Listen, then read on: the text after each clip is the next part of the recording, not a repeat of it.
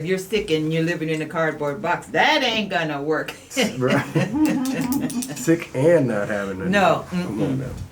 So if you have health, trust me, you got the best thing going. You can't buy that. And a sound mind, oh my gosh. So what are we talking about? Okay, so first I'm going to say this is the Venice Heritage Museum Oral Histories Archive, Session 1 with Ramona Davis on November 7th, 2020. And what time is it? It is 3 o'clock Oh. p.m. Okay, go for it. All right. Man, I'm not even sure. Thank you first, of course, again for joining us because we are brand new to all of this. So It's exciting to be on the ground oh, floor. thank you. I am hoping, what we're hoping to do, and I don't know how well it's been explained to you, is that we are looking to put together some oral histories of the traditional community or communities in Venice as part of the Venice Heritage Foundation's museum and archives overall. Mm-hmm. As you may be familiar with, like the slave narratives thing that they did, where you get your hands on the people that were actually there, and you get their. We're lucky in this instance to be able to get the actual faces and voices of people that were parts of that community or spent their lives or most of their lives or their time in the community on camera. So we reached out, starting with you because we were like, oh, good, she'll be kind of friendly to us because we are learning. So thank you so much. Well, you know, my mother did a video back in the day, and it's in the UCLA archives. So it was an interview about, you know, the same issues that we're addressing today. So if I find the letter and let you know where it is in the UCLA archives, I think that would be a good start to get, you know, to go back, like you're saying, go back and see Right. what the old soldiers were doing versus the issues we're still addressing today. And addressing it, we've seen, I think, a much more aggressive kind of take on some of those things. So, yeah, I'm going right around. Well, No, just because you're shaking the table. Oh. The good thing about it is that you guys are taking up the mantle, and you're taking it up, and now you're doing something about it. And then the younger people, it just has, if it's not generational, then it just gets lost in the fire. So I'm just grateful that you guys are still doing something of trying to keep the momentum going about this is where we were, this is where we are, and this is where we want to go. Right. Now, where do we want to go?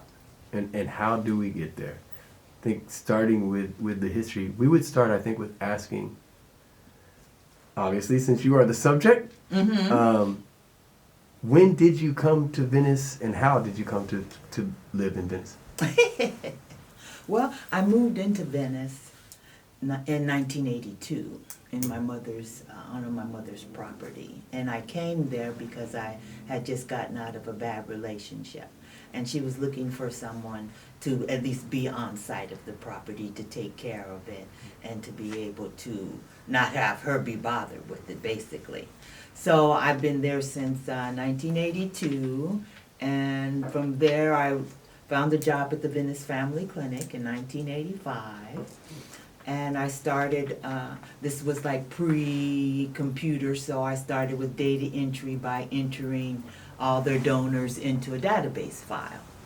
So from that I learned a lot about, you know, how to do computer programming and computer management and computer data stuff. So I've been there since 1982 until now, praise God. And then I skipped one, again, because we're new. You've already said your name, but we're going to get it just on tape so that we can edit backwards. Needed to ask, would you please state your name and date of birth? Woo! Ramona Davis, July 26, 1952. Okay. And so your years are from 1982, and you still live in Venice. So one of our questions is, what years did you live there? But you're there now. Yes. Since we're doing a historical thing as our root and foundation, I'd be curious, like, what are some of the things you remember about about the community in the time that you were there, as far as the breakdown, how people were, how people got along, if it was mostly working class, just whatever you think, your own flow of consciousness. Well, first starting off, when I moved to Venice in 1982, I wasn't really familiar with the community because I was raised in the Mar Vista Garden housing projects in Culver City. So I knew a lot of people from going to school because I went to Venice High School. So I'm kind of like, believe it or not, I'm kind of like a laid back, quiet person. I like my privacy. But when I moved there in '82, it was like a war zone because there was, like you said, the gang activity was beginning to ramp up, and there was a lot of drive-by and a lot of, drug dealing on the corners. So from that perspective, I just kind of just stayed to myself. And although I knew a couple of people like Naomi Nightingale, I met her going through working at the Venice Neighborhood Council when they first were starting it. Of course, it was then a grassroots effort to get it going. And then I also met Teresa Smith. Her family had grew up there. And from there, I was just able to talk to her, and she would say, "Oh yeah, that's so-and-so family, they live over there, and so-and-so lives over here." And I also did some volunteer service with Venice 2000. That was during the time of the Vera Davis Center when that first opened up. I believe it was in 1997 or 98, somewhere around there, because my mother had just recently passed. But Venice at that time, it was really kind of like a war zone. And during that time, you would have met obviously a great many people that had predated your time there, and people that came up with your mother and during that period and stuff. Well, I knew from my mother's activism some of the ladies that worked at her organization. And from there, it was like an eye-opener to see how dedicated they were to their cause.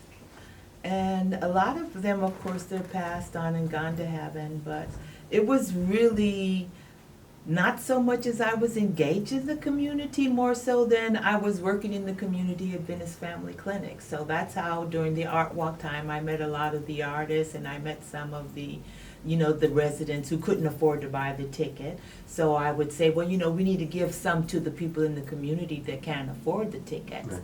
So at that point, I would go to the church, like New Bethel Baptist Church, been there forever. Then I would go also to the Friendship Baptist Church that's on California. And a lot of the guys and girls that I went to school with, I would just wave and say, hi. But I didn't really socialize with them so much on a personal level. But when it came to community engagement, whether it be at the park, they were talking about rent control and the low-income housing. And that's basically how I kind of managed and maneuvered my way into Venice.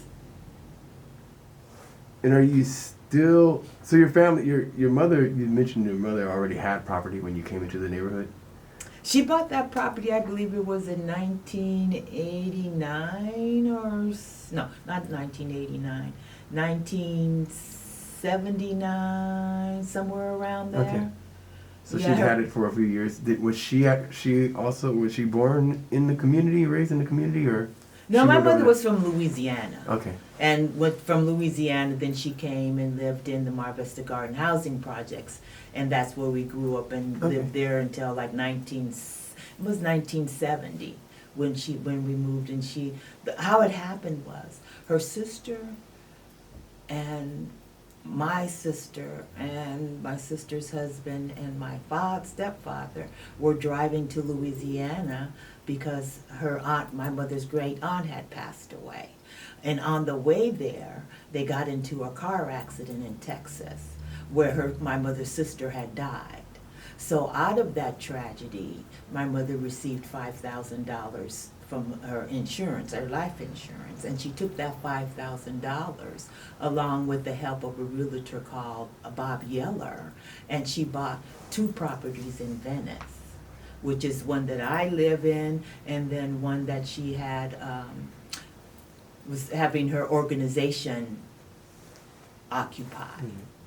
So, and then from there she bought 2 other houses. And I mean, out of $5,000, to see how far she stretched it was amazing to me, because most people would have taken that money and bought something, you know, a car or, you know, clothing or whatever. They would not have thought about investing. But Robert Yeller really loved my mother, and he said, no, Vera, we're going to do something constructive with this money. And that's how she bought the property that I'm living in now, which was the first one. And from the rent from that one, then he said, well, with the rent from this, now you could go and put it down for a house, because now you have some equity. So then she bought a house. And then once she bought the house, then she bought 2 other properties, which was 641 Westminster and 545 Westminster. So she was quite a visionary in knowing what to do with the money instead of just spending it. So I give her a lot of accolades for not just taking that $5,000 and just blowing it away, but really doing something constructive with it. Man, you mentioned, just offhand, I'm curious, since you mentioned Mr. Bob Yeller, who is that? He was a real estate developer, a real estate guy that was located in the Venice area. He was a Jewish guy, and he was very nice, and he really wanted to help my mother. Now, how she met him, I don't know, but he really gave her a proper start with making wise investments with that money. I wish I knew somebody now that would be able to do something with it now. But you know, the market now is so high, but you know, it doesn't matter. As long as you're able to pay the mortgage, you're able to buy something. And that's what she would always say to me. It doesn't matter what it is, it doesn't matter what it looks like. The bottom line is, are you able to pay the mortgage and the insurance and the property tax? Now, if you're able to do those things, then surely you have a good start. But most people go in and say, well, I want to buy something, but you know, I'll cut down on this, okay, and I won't spend so much on that. That never works. Right. You have that money available to use. And Yes, you're already yes. budgeted, like, this is what I spend. Yes, yes. And you also mentioned that one of the properties was occupied by your mother's foundation. What did her foundation do? It was called LUCAP, Low Income and Elderly United Community Action Project, and it was basically to help homeless women with children that were sleeping on the street to have some shelter, and also to bring in the elderly to be able to get some assistance from the government, whether it be food or signing up for their Medicare or the Medicaid.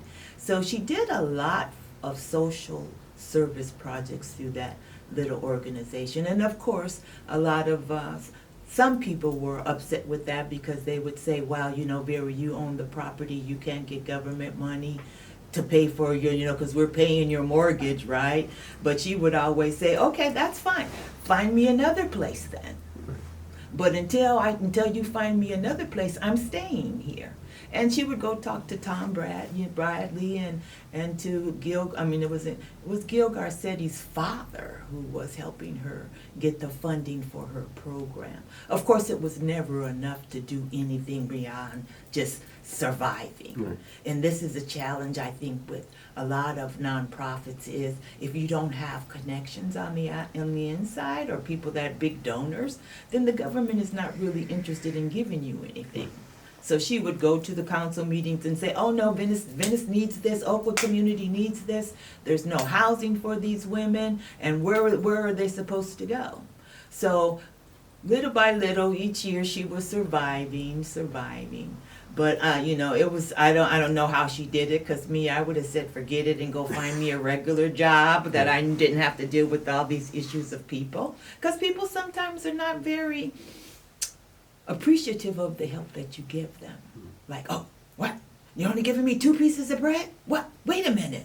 You gave her 3, and you're only giving me 2. Well, excuse me, she has 10 kids. You only have 5 kids. I think 2 is enough. So she was nice, but you know, when my mother could get stern, she could really set the table quite well about, you know, letting you know what you're getting Right. and what you're not getting.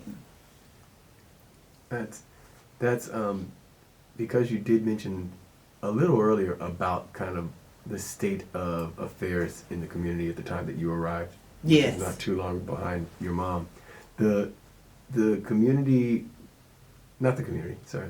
The people that were involved in the program through LUCAP that she was helping out, were these traditionally or usually people that are actually or were actually at the time from Venice and were finding themselves due to everything that was going on lost out, or it's just people all around LA, or how was that working? It mostly was people in Venice. Okay. Yeah. Because, you know, during those times, a lot of people were migrating from the South, and they would come and stay with their parents that were living there, but they were adult with children, right? And sometimes they would get in relationships that were abusive, and my mother would say, no, you don't have to stay there.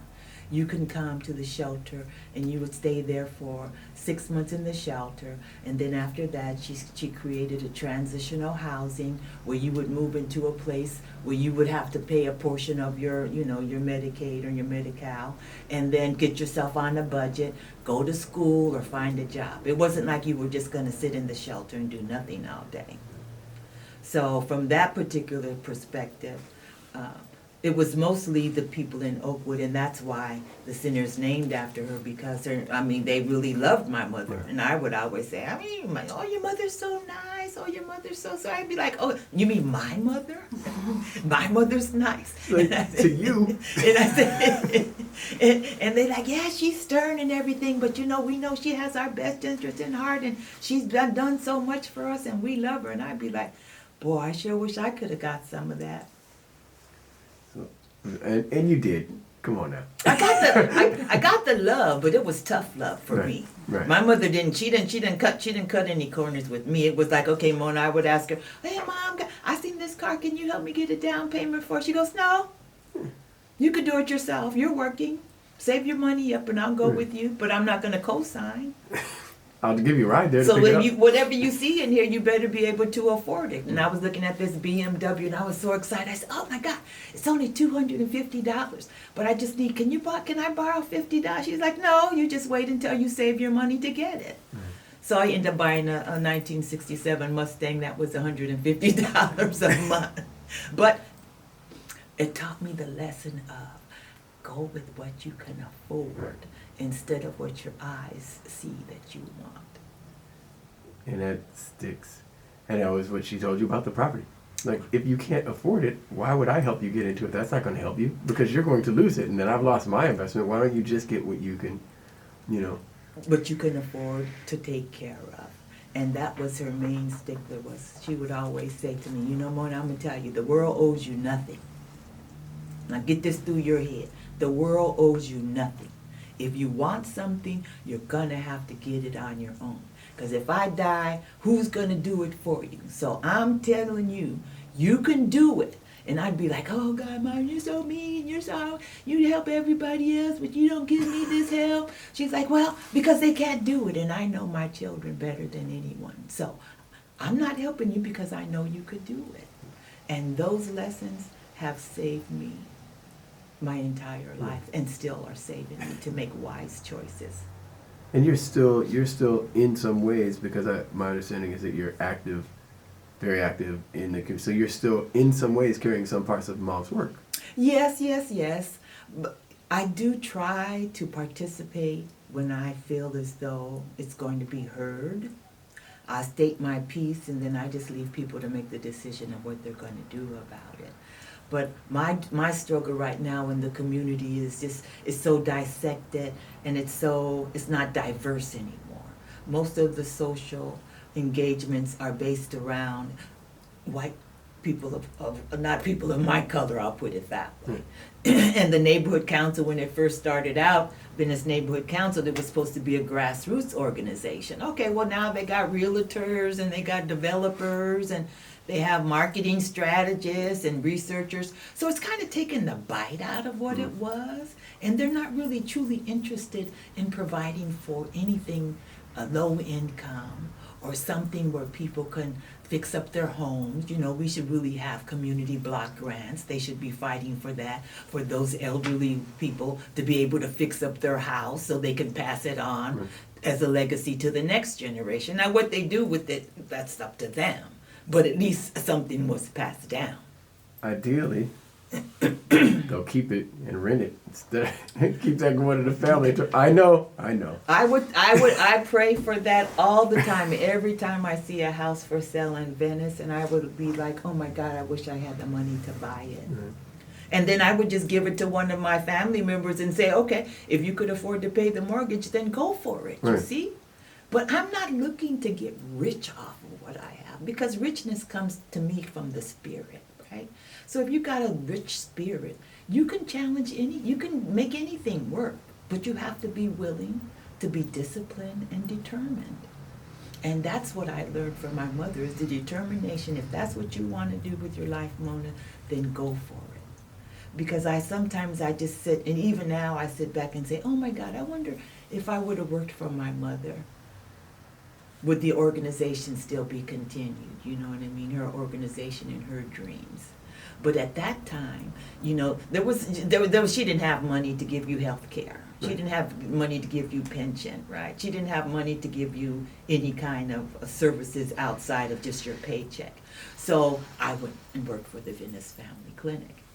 And my brother worked there, and they enjoyed that kind of stuff. But for me, interacting with people that don't want to listen, I don't have the patience.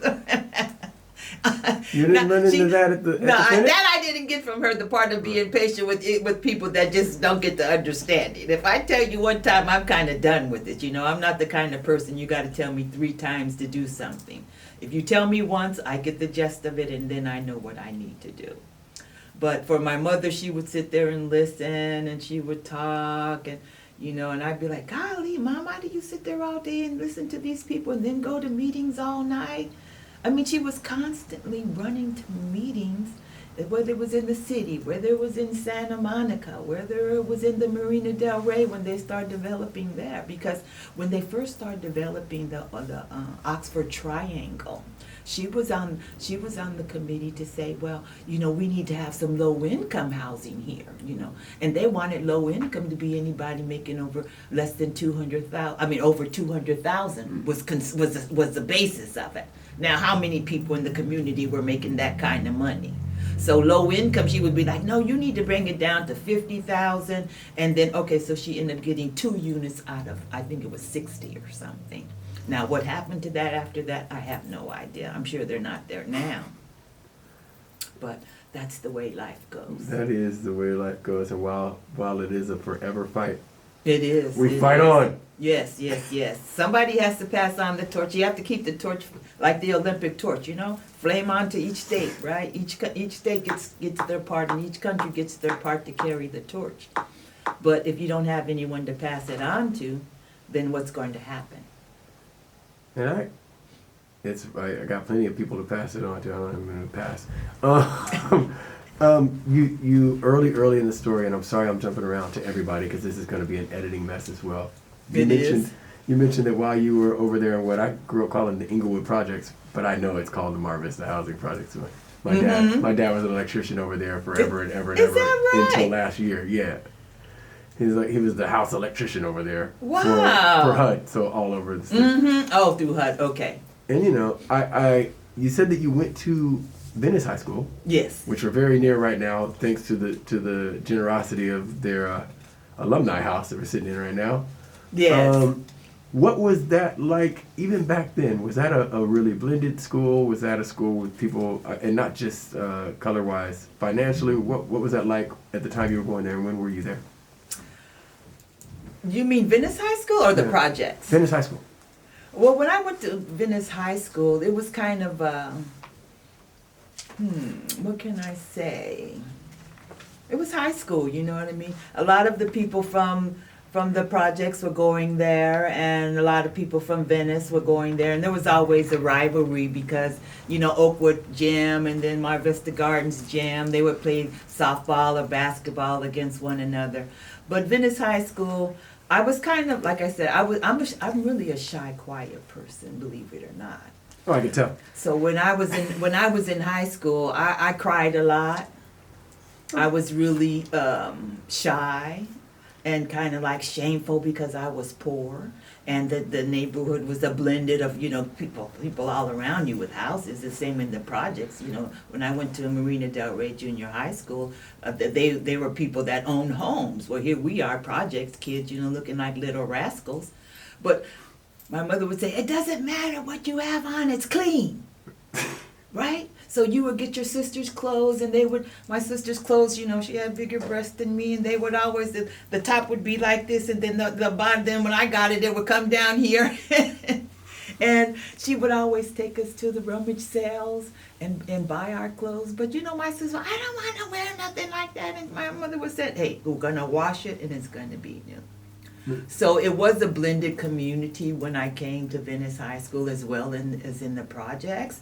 There were Asians, there were Hispanics, there were blacks, there were Hawaiian, and there were white. But we all had the common ground. We lived in the projects. Now, I didn't know I was poor. I didn't know I was poor really till I got to high school, and I would see kids with cars my age driving around, and new clothes and gym books, you know, not just paper bag covers over their books, but they had real book covers. And my mother would say, that's just as good as what they have. Isn't it though? I think that's part of Well, at that time, I didn't think so. You'd color all over your paper bag trying to make it look like one of those official ones, and I used to die for a peachy folder. I was like, oh my God, Mom, can I just have a peachy folder? She goes, well, what are you going to do to get it? And I had to wash so many dishes. I was so... I said, I should have at least 50 peachy folders. No, you're just getting one. I remember the peachy folder. You remember that art? I guess we called it art. I had a number of peachy folders. They were pets to me. I know, right? And one of the questions that we have here, and this is because it's kind of a general questionnaire, so we don't have everything. You've already mentioned, but it says, where in Venice have you lived? And my understanding is you still perhaps live in the property that you first moved to when you came in the early 80s? Yes, I do. And they asked what it was like growing up in Venice, but you've told us. And then as far as hangouts, did you hang out at all? You said that you didn't get too involved in the social, but you couldn't have just stayed in your house. Well, I didn't do too much socializing, but my sisters would go to, on Abbot Kinney, they had like this club called the As Is, and they would go there a lot. And from there, I would get their stories about, you know, how fun it was and how engaging it was to them. But they were 3 or 4 years older than me, so I didn't really get to participate in any of that. And then they had the Teen Post, which I don't think I ever stepped foot in that place. I didn't really socialize that much outside of just family gatherings. And you had other family that are or were in Venice at the time too, since Mom had all the properties? Or? Yeah, my younger brother Randy lived at 545 for a while, and then he got married, and then they moved out of the neighborhood. And for me, it's just like, I just really wish we could have been able to have something, those sacrifices my mother had given for her to pass down to us, for us to pass down to the next generation, right? But you know, people always, when you have siblings, each one has their own idea. So it's like, nah, I don't want to be bothered with that. I just want to sell it. It's a lot of responsibility. And my mother would always say, you know, Mona, if you ever get a bird in your hand, keep it there instead of looking for the one in the bush.